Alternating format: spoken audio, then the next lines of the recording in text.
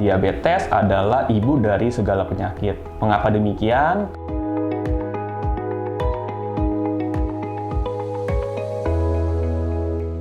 Halo teman sehat M-Ganik, bertemu lagi dengan saya Alius Cahyadi, dokter spesialis penyakit dalam. Pada kali ini saya akan membahas mengenai diabetes yang disebut sebagai ibu dari segala macam penyakit atau mother of disease. Diabetes adalah kumpulan penyakit metabolik di mana terjadinya peningkatan kadar gula darah pada seseorang. Secara umum, diabetes mellitus itu kita bagi menjadi 4 tipe. Pertama adalah diabetes mellitus tipe 1 yang disebabkan oleh kerusakan dari sel beta pankreas akibat sistem imun yang terganggu. Maka tidak ada insulin yang bisa dikeluarkan sehingga gula darah tidak dapat masuk ke dalam sel. Diabetes mellitus tipe 2 disebabkan karena resistensi dari insulin. Sel beta ini masih bisa menghasilkan insulin, tetapi insulinnya nggak bisa kerja dengan baik. Artinya insulin itu tidak bisa memasukkan gula darah ke dalam sel. Kemudian yang ketiga adalah diabetes gestasional, yaitu diabetes yang terjadi pada ibu hamil. Yang keempat adalah diabetes tipe lain, di mana biasanya terjadi gangguan genetik yang memengaruhi kerja dari insulin tersebut. Kapan nih seseorang kita sebut sebagai diabetes? Pertama, pasti kita harus lakukan namanya pemeriksaan gula darah. Bila gula darah puasanya lebih dari sama dengan 126 mg per desiliter.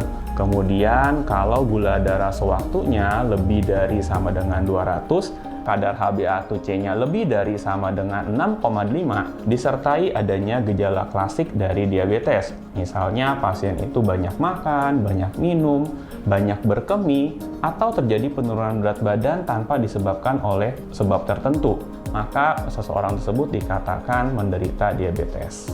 Ya, seperti topik kita di awal, diabetes adalah ibu dari segala penyakit. Mengapa demikian? Karena gula darah yang tinggi di dalam darah itu bisa menimbulkan yang kita sebut sebagai glucotoxicity, di mana adanya kerusakan dari pembuluh-pembuluh darah akibat kadar gula darah yang terlalu tinggi.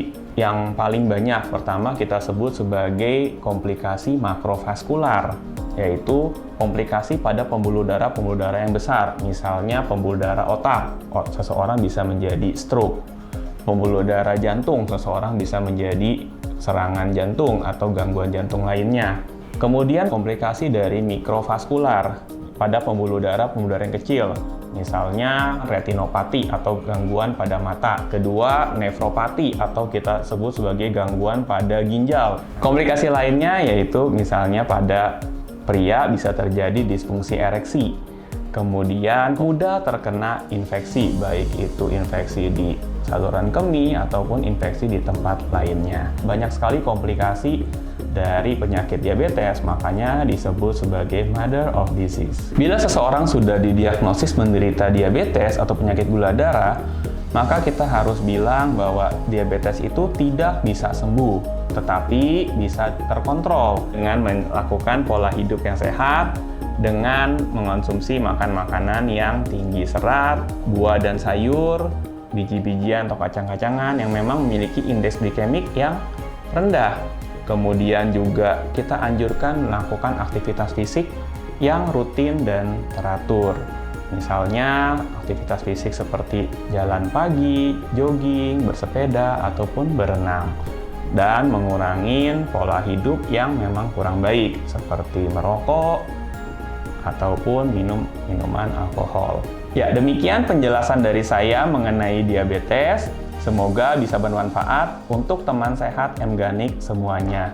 Saya Alius Cahyadi, dokter spesialis penyakit dalam. Silakan subscribe dan berikan komentar pada sosial media kami. M-Ganik, solusi alami yang terbaik.